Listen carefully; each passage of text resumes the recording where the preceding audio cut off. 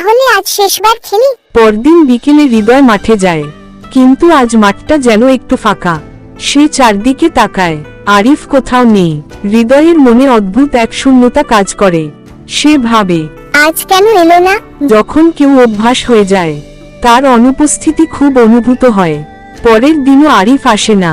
মাঠের কয়েকজন বড় ছেলে ফিসফিস করে বলল, শুনেছিস ওদের পরিবার নাকি অন্য গ্রামে চলে যাচ্ছে? হৃদয়ের বুক ধক করে ওঠে।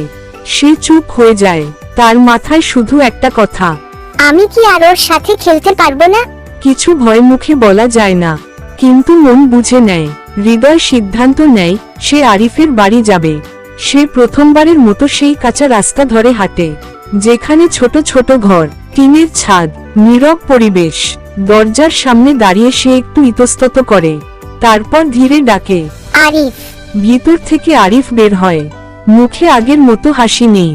হৃদয় কাঁপা গলায় জিজ্ঞেস করে, তুমি কি চলে যাচ্ছ? আরিফ চুপ থাকে, তারপর মাথা নিচু করে বলল, হ্যাঁ, বাবার কাজ অন্য জায়গায়, আমাদের কালই যেতে হবে। হৃদয়ের চোখ ভিজে ওঠে। সে কিছুক্ষণ চুপ থাকে, তারপর বলল, তাহলে আজ শেষবার খেলি। আরিফের চোখে আবার একটু আলো জ্বলে ওঠে।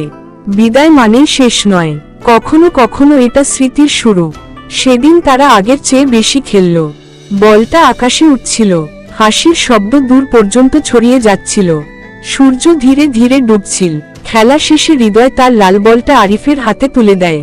এটা তোমার কাছে থাক, যেন আমাকে ভুলে না যাও। আরিফ অবাক হয়ে তাকায়, তার চোখে জল চিকচিক করে। আমি কখনো ভুলবো না।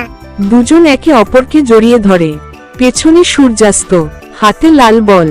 সত্যিকারের বন্ধুত্ব দূরত্বে হারায় না, এটা মনে বেঁচে থাকে। বন্ধুরা মনে রাখবেন, বন্ধুত্ব সময় বা দূরত্বে মাপা যায় না। বিদায় কষ্টের, কিন্তু স্মৃতি শক্তিশালী। ভালোবাসা থাকলে সম্পর্ক টিকে থাকে।